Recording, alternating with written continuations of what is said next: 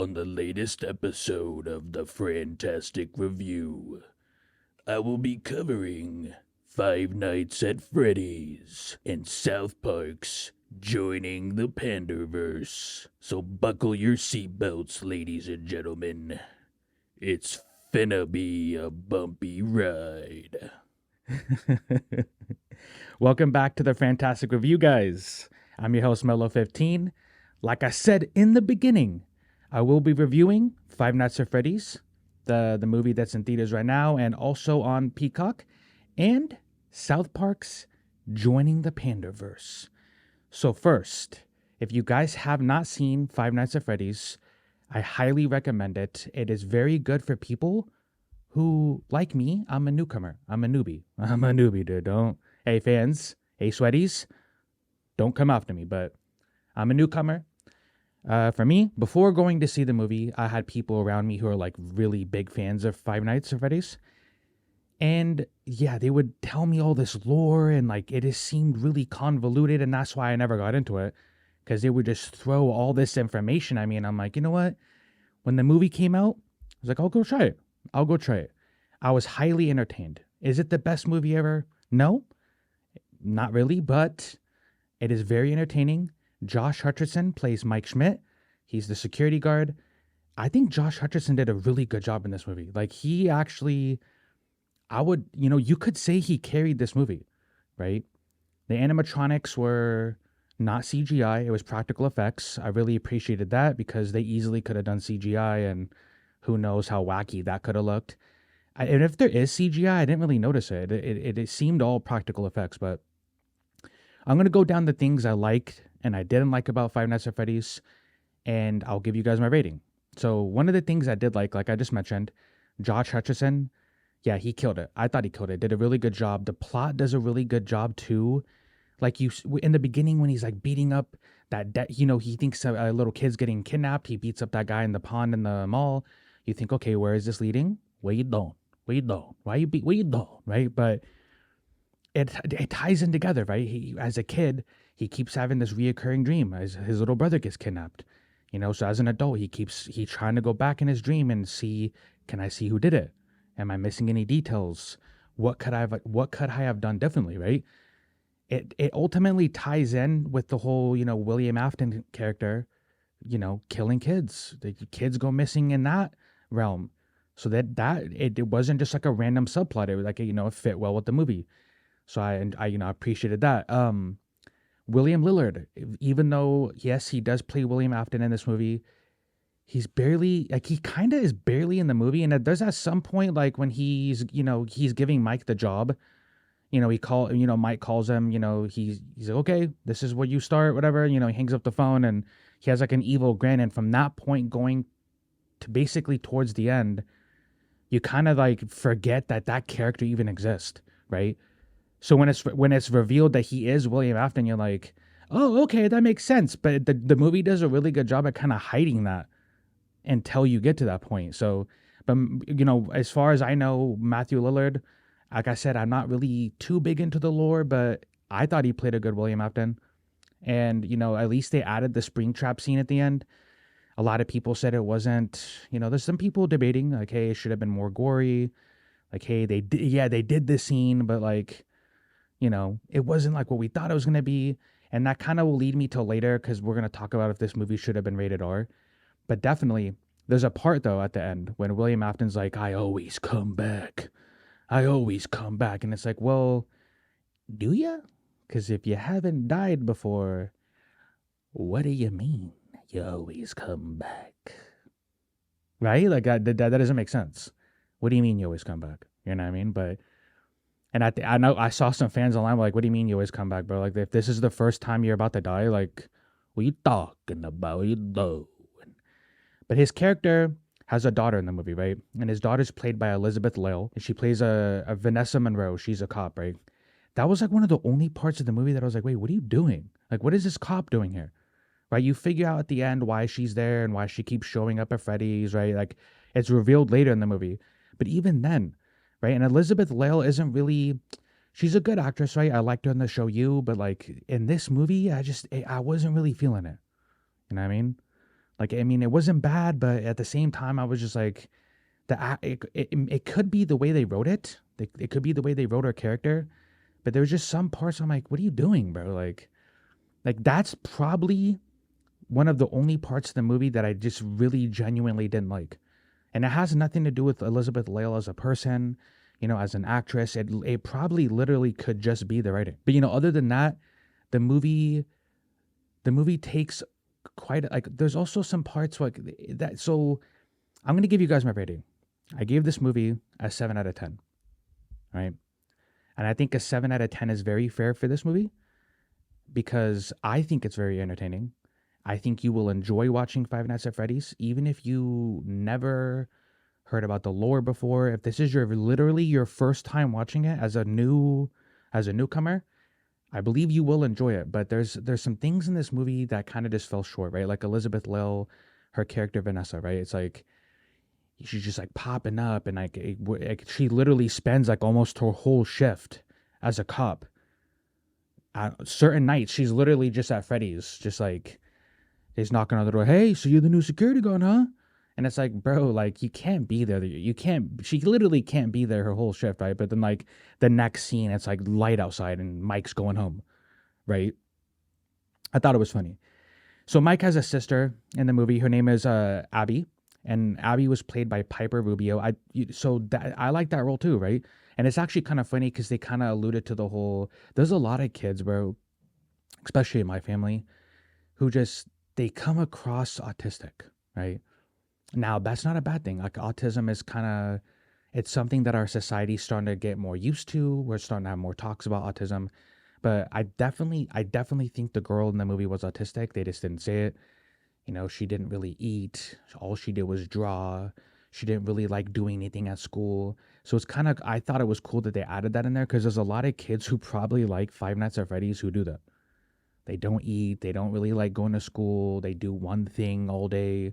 They don't listen, right? So they probably kind of figured like, hey, there's a lot of kids who do that, and let's put in the movie. Let's just say, hey, if you don't eat your food, you're not gonna grow up. You're not gonna fucking grow up. You're not gonna grow older, right? So I appreciated that. The actress who played Abby, great, right? I feel like Matthew Lillard as William Afton, he could have been in the movie more. Like that's one of the things. Like yeah, he did a good job as William Afton, but he could have been in the movie more. Like for sure that the movie could have used his character more. Rotten Tomatoes did like so the critics did give this movie like a really bad rating. And again, it's Rotten Tomatoes like what you doing?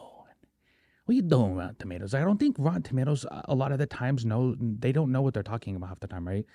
So it's one of those things where like yeah, you can look at the critic score, right? And you could say, okay, yeah, I'm not going to watch it based off the critic score. But there's a lot of movies, and it seems like in the last couple of years where they get it wrong. Like the critic score doesn't match up with how good the movie actually is, right? So that was one of my things, right? Before the movie came out, oh, it has a low score, and it ends up being actually really entertaining to me, right? I mentioned the practical effects, really appreciated that they didn't go full CGI. If there was CGI, again, I'm not aware of that. I mean, I think I have a pretty good eye for like things that are like computer generated, and this movie didn't really.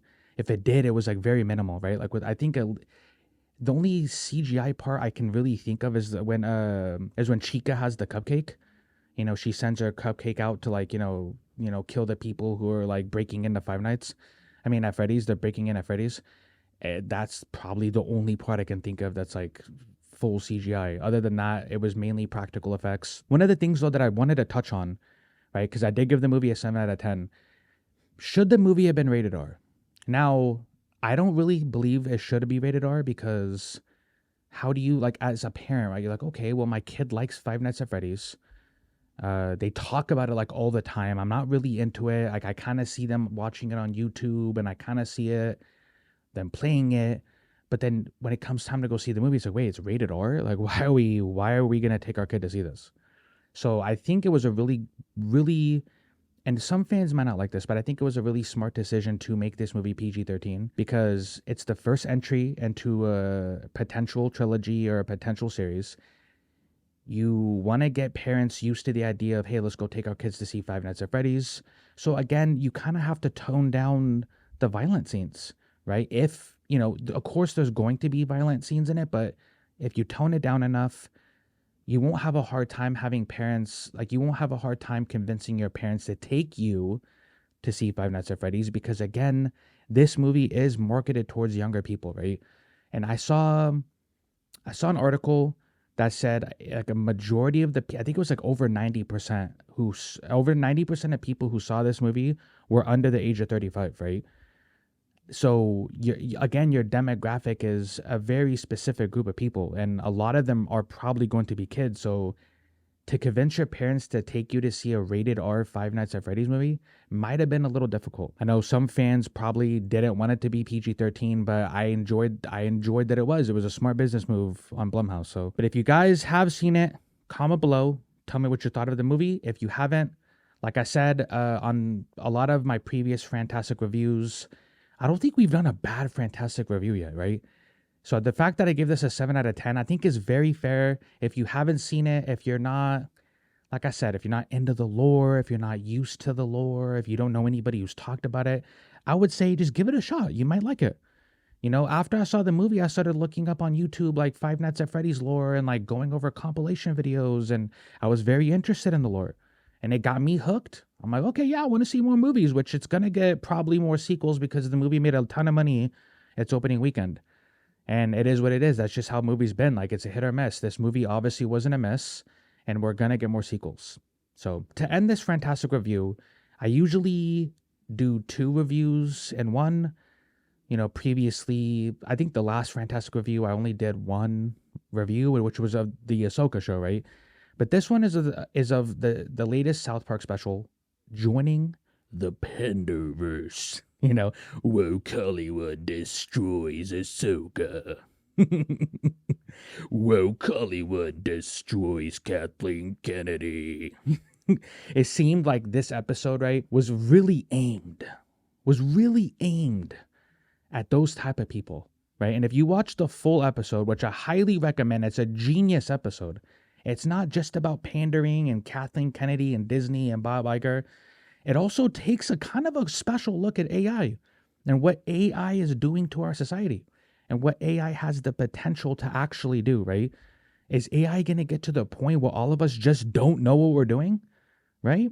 Is it going to get to the point where all of us just have no clue how to fix a broken door, and all the handyman or any handyman available is just too busy because other guys gave them more deals on what, you know, hey, I could fix your door, but this guy's offering me $1,000 to fix his dishwasher, right? The fact that the episode wasn't just about like the whole pandering side of it, like, I appreciated it, right? Like, that's a conversation we as a society have to have. AI is going to get to the point where it's probably going to make college obsolete in a lot of places, right? Why would I go pay you guys all this money to go study something when a computer or an AI can just tell you like that, right? In a quick, within seconds, a computer or an AI can tell you what somebody just went to college for and spent thousands, and many years learning. So that part of the episode is an important conversation I feel like we all need to have. Another important conversation, though, that needs to happen, but in a non-toxic way, because there's no way to avoid this, was the whole pandering part of the episode, right? And a lot of it was aimed at Kathleen Kennedy, Bob Iger, Disney, and what they've been, you know, kind of spewing out these last couple years. And I appreciated it because it came at this topic from both sides, right? It's not just making fun of Disney and Kathleen Kennedy, but it's not just making fun of them. It's making fun of the people who complain about woke stuff all the time, right? And I appreciate that. Like, South Park did a really genius job at kind of making fun of both sides and making fun of the people who are like, Woke Disney destroys Hollywood. Woke Disney has a female lead in the Ahsoka show. like, you know, sometimes it's over the top. And I like both sides too, right? There's, like, I've mentioned geeks and gamers, I've mentioned nerdrotic, but sometimes they take it a little too far. The thumbnails with the crying Kathleen Kennedy and everybody has to be woke and pandering. Like, sometimes it's too far. But I think this episode does a really good job at highlighting both. And what I also appreciate about this episode is that it should start a conversation, right? It's kind of something like, it kind of reminds me of something Gina Carano said. Like, Gina Carano had mentioned that Disney probably hoped that a lot of the kids that they're making these movies for picked up on the whole, diversity and pandering that they're doing, but it doesn't seem like that's working because a lot of this stuff is passed down, right? Like your love for Star Wars, your love for Marvel is passed down. And Gina was like, hey, parents aren't going to want to pass this love down if you guys keep doing this, which is, it's a good point, which is kind of a scary thought. Like if Disney and Star Wars is going to start like pandering towards kids, because we're the ones buying the Disney Plus subscriptions, we're the ones buying the toys, we're the generation that's buying all the product, the shirts, the toys. We're not going to want to pass that down to our kids if we don't think that what we love is in good hands. And Gina had brought that up on Twitter earlier this week, and I thought it was a good point, bro. And it's a conversation we need to have, right? Now, a lot of people will say, well, it's because you guys don't like black people in movies. You don't like women in lead roles. You guys don't like gay people in lead roles. You guys don't like gay people in movies. I promise you, that's not what it is. A lot of people, and I would say majority of people, don't mind having those people in leads, having those people in movies. The problem is, like, let's say, for instance, I saw an article where they're talking about, making the live action Hercules Michael B. Jordan, right? And this is something that episode addresses. Like, why don't you just make Michael B. Jordan his own character? Why take Hercules, who's historically been one way? He has, he looks a certain way, he's been one way, and now you're changing it. And when people get mad, you start to throw out the racist label. You start to say, well, you guys are racist. You guys don't like a black Hercules. And that's a good, in my opinion, it's a really lazy defense. You change Hercules, or let's say you change the Little Mermaid, right? Historically, Ariel's been one way, right? She's been portrayed one way. And then when you change it, people don't like it. You throw the whole, well, you guys are racist, you guys don't like women or people of color in lead roles. And it's a lazy defense, right? And that conversation kind of, it didn't have a much ground up until recently. And now I think people are starting to notice. So this episode does a good job at highlighting what's an actual problem, but it's a problem that I think is fixable. Now, if both sides can just have like a mature conversation about it and it doesn't lead to anything that's non-cordial, I feel like there's a good middle ground for all of this, right? Like, just make more original content. Like, it's kind of like what they made fun of it in the special, but it's like the Pander Stone, right? You keep going back to the Pander Stone and you keep rehashing old stuff. You keep giving them the same old thing, but just with different. And people are starting to notice, right? People are starting to notice, like, instead of just making like a good female character like you should, you make it all about being that, right? Like, I'm trying to watch a movie. For instance, it's like, okay, I'm trying to watch a movie and I'm trying to be entertained. But the whole time I'm watching it, now I'm being taught a lesson. I'm being educated. I'm being told that, like, the patriarchy is bad. And it's like, bro, I didn't watch this movie for that, right? There's a time and place for that specific conversation, but it's not now, right? And like, it seems like everything has become about that. They're like inserting themselves into these movies. They're inserting their ideologies into these movies, and it's clearly not working, right? I just read an article from Variety. Well, and I didn't read the full article, but one of their plans for the Blade movie was to have a female lead, and Blade was going to be like the third or fourth lead. Hey, Disney, what you doing? We doing? That's crazy. I'm not sure who's sleeping in this house right now, so I want to fucking scream. Hey, Disney, what you doing? Blade as the fourth lead? In a Blade movie, you have Blade. You have Mahershala Ali. Oscar-winning actor, by the way. He's an amazing actor. So you got one of Hollywood's top actors to play Blade. In Blade. And you're making it a female lead, and he's the fourth lead. This is what we're talking about, guys. This is what we're talking about. We don't mind when there's women in the lead roles. We don't mind when there's people of color in the lead roles. But Disney had a script at one point where Blade was going to be the fourth lead in his movie, and there was going to be a female lead. That would have fucking flopped. I'm telling you, that would have flopped. I feel like both sides can agree on that, right? Both sides can be like, hey, that wouldn't have worked. That wouldn't have worked. So I believe this episode, if you fully have watched Joining the Panderverse, you'll appreciate the AI aspect. You'll appreciate how society's going, how our future is going with that. You will also appreciate the conversation that needs to be had when it comes to pandering and like Hollywood pushing agendas onto your kids. Because Disney's not making these movies for us, bro. And I think Gina Carano's right. Disney's making these movies for the kids, obviously, right? They're Disney movies. They know we're not going to accept this stuff, but they're hoping that they are, right? And that's another problem. Like Disney, you can't force our kids to like something that you like. That's not how it works, bro. Just entertain people. The problem is you guys went away from entertaining people. Instead of entertaining people, you started to educate them and teach them. And there's and there are plenty of Disney movies that teach and educate, but like, does every Disney movie have to be about that now? Does every Disney movie have to be about the patriarchy or how men are evil? And does it have to be about that? It doesn't. Right? There's been plenty of cases in the past where Disney movies do have important lessons in them, but I feel like they are lessons that everyone can learn from, not just a specific group that you're trying to rein in or reel in, whatever. But that is the FranTastic review. Thank you guys for joining me. I'm re-energized. I'm pumped up. I don't know about you guys. I'm extremely pumped up. And I recommend you guys watch Five Nights at Freddy's on Peacock, or, go to the theater. And I really recommend South Park Joining the Panderverse. It's a great, great content. I know Fran would have loved it, dude. Fran would have enjoyed the Panderverse. But yeah, I'm Mellow 15. Till next time, peace.